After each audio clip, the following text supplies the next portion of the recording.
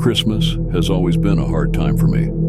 Childhood memories of bickering relatives, drunken tirades, and hostile dinner conversations made me wince at the mere mention of the holiday. In the Christmas of 1989, I broke my collarbone on my new toboggan. In the Christmas of 1997, my brother drove the family car into a lamppost. And in the Christmas of 2000, my grandmother set the kitchen ablaze while attempting to cook a turkey. But it wasn't until the Christmas of 2008 that a real tragedy occurred. Jennifer and I met in the fall of 2002, engaged in the winter of 2004, and married in the summer of 2006. She gave birth to our son, Noah, in the spring of 2008. This was our first Christmas together as a family. It was a beautiful new model home in a quiet neighborhood in a peaceful little town. It was just a few days before Christmas when he broke in. I was staying late at the office before locking up for the holidays. He didn't take anything. He didn't move a single thing out of place. He just walked upstairs and went after her. The police called it the most senseless and animalistic act they had ever seen. And somehow, with her blood painting the walls, they still never managed to find the monster who did it. And I would never know why it happened. This year was going to be a new start for us. Despite the Scrooge-like demeanor I developed every year at this time, Noah loved Christmas. At almost 8 years old, he didn't have much to say. But everything he did say had to do with stories of Santa, elves, and reindeer. The little scoundrel was a better sleuth than he was a conversationalist. Last year, he managed to find his Christmas presents behind my tool bench in the garage. But this year, his presents were going into the attic, where I knew he couldn't get to them. The mid-century home we purchased after Jennifer's passing had much older, antiquated attic stairs than our old home did. I had just finished packing the Christmas presents when in that dusty old attic when I realized it was time for his school bus to be dropping him off.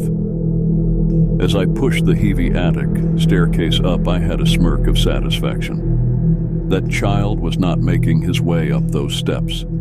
It was December 11th. Christmas Day was still 2 weeks away. My parents weren't arriving until the 18th. The holiday shopping was done, and school was now out until January. So Noah and I were going to have a few days of holiday bonding all to ourselves. This might have been the first Christmas in many years that I would truly get to enjoy. 5 nights ago, Noah stayed up a little later, watching holiday specials on the television. He went to sleep around 8:30, and I went to bed shortly thereafter. It wasn't until 11 o'clock when I first heard those light footsteps scattering across the hall. I suddenly became alert as the footsteps stopped at my door. I sat up as the door slowly began to creak open. It was Noah. I was put at ease at the sight of him, but I was a little alarmed that he was up this late. He never stayed up past 9 o'clock, let alone wandered over to my room at this time. "Noah, what are you doing out of bed this late?" "Dad, do you believe in Santa Claus?" "What? Do you?" I was taken a little off guard by the question, but I decided to put his mind at ease. "Yes, of course I believe in Santa Claus. Why do you ask?" "Okay, that's good because he needs to know that we believe in him." "I know, Noah. Now go back to bed." He smiled before closing the door. I heard his footsteps scattering back down the hall to his bedroom as I quickly drifted off to sleep. 4 nights ago, Noah and I were making Christmas cards for the relatives who would be arriving in the following days. We had construction paper, glitter, scissors, and glue. It was quite a messy scene, but I thought he deserved to have a little fun on his first day of vacation. After finishing up the cards, I began to gather them all up and look them over with Noah. "There's one for Grandpa and Grandma, and one for Uncle John, and..." I paused at the sight of a card addressed to no one in the family. "Who is this card for, Noah?" "It's for Santa Claus. He would be really happy if we made him a card too." I smirked at Noah's thoughtfulness and added it to the pile. Later that night, I was awoken by a crashing noise. Suddenly, I heard the footsteps sputtering towards my room again, with more urgency. Noah, this is the second night in a row. You still believe in Santa, right? Yes. I already told you that yesterday. Okay, I don't think Santa knows that, but thanks. Noah, what was that crashing noise I just heard? Noah shrugged his shoulders in ignorance and scurried back to his bedroom. I was too tired to argue with him. I was probably just imagining it. I drifted back to sleep. 3 nights ago, I was sitting in front of the television, watching a football game, while Noah was drawing with his crayons beside me. During breaks, I became increasingly curious as to what he was drawing. When he left the room, I picked it up and realized it wasn't a drawing, it was a list. Hey Noah, is this your list to Santa Claus? Yeah, Santa told me I have to write him one. Do you think you can mail it to him in time? No, I can just leave it here, and he knows what I want because he's magic. I nodded at his flawless logic and handed it back to him. Later that night, I heard the scurrying of footsteps across the hall again. I was growing impatient with Noah's sleep cycle, but I was still awake reading at this time anyway. But he didn't come into my room that night. He just stood in front of the door for a moment and ran back to his room. 2 nights ago, I decided to sit down with Noah and ask him about his late-night wandering. He suddenly became nervous when asked, but he finally uttered that he was waiting for Santa to come with his sleigh and reindeer. I couldn't help but smile at this. Santa won't be coming until Christmas though, Noah. We've got a few more days to wait. He seemingly brushed my statement off and made an odd request. Can we leave him some milk and cookies for when he gets hungry? I wasn't going to argue with him. I'd just make him a deal. All right, but if we do, you have to promise to stay in your bed after bedtime, okay? He nodded excitedly, but he didn't seem as happy about Santa's arrival as he did a few days ago.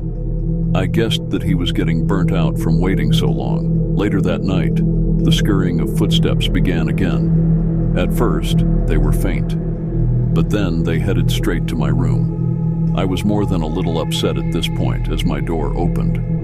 Noah, I thought I told you to stay in bed. He came and ate them, Dad. What? The milk and cookies. Santa came. I marched downstairs and had to admit I was surprised to see the milk and cookies gone. But this wasn't a difficult trick to pull off either. I was done with this game. Noah, Santa isn't coming until next week, and if you keep making up stories and getting out of bed, he's not coming at all. Do you understand? Noah's face turned to tears as he ran back up to his room and shut the door. I didn't want to be so mean, but there was only so much foolishness I could take at this time. Last night, things got very weird. Noah did not speak to me for most of the day. I finally apologized and told him just to stop making up stories. He seemed to be focusing elsewhere, though. I didn't like the disrespectful attitude he was developing. Would you like to tell the truth about who ate the milk and cookies last night? He just pouted at me with an angry look. He ran back to his room and came back with a folded piece of construction paper. I thought this was his apology. That was until he spoke. This is a card from Santa. He told me to give this to you. I finally lost it. I took the card and crumpled it up without even bothering to read it.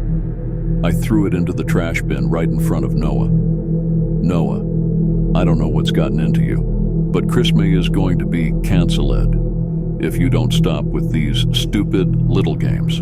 What do you want from me? I want my mom and dad to be back together. He once again rushed off to his room in tears. I felt guilty for managing to make him cry twice in 2 days. We never really talked about his mother. He had every right to be upset now that he was older and was beginning to understand her absence. I let him cool down for a while. I decided to let him sleep in my room, both to comfort him and to keep an eye on him. It wasn't until 11 o'clock last night that he once again woke up. Dad, it's time. I was angry at being awoken at this hour again, but decided to be patient with Noah. Time for what, Noah? Santa has a surprise waiting for us downstairs. I was beginning to get a little nervous at Noah's delusions, but I finally decided to play along. Noah dragged me downstairs and into the living room. When I saw it for myself, I quickly became scared for a different reason altogether. The tree was lit up, and all the presents from the attic were laid around the tree. "Noah, how did you get all these down here?" "I didn't do it, Dad. Santa did." The hairs on my back began to stand on end. There was no way Noah could have lifted all these gifts, or even gotten into the attic to find them. And how did Santa get into the attic to get them? Noah turned to me and meekly replied, "He's been living up there all week, Dad. He made me promise to keep it a secret." My jaw dropped as I tried to remain cool. "Is Santa still in the house?" Noah paused for a moment before answering. "No, he said he had to leave after you found your surprise, and after you read his letter." My breathing became heavy as I started to panic and fear. I rushed across the house towards the wastebasket. I pulled out the crumpled letter I had thrown there earlier and opened it. The front of the card was written in eloquent handwriting.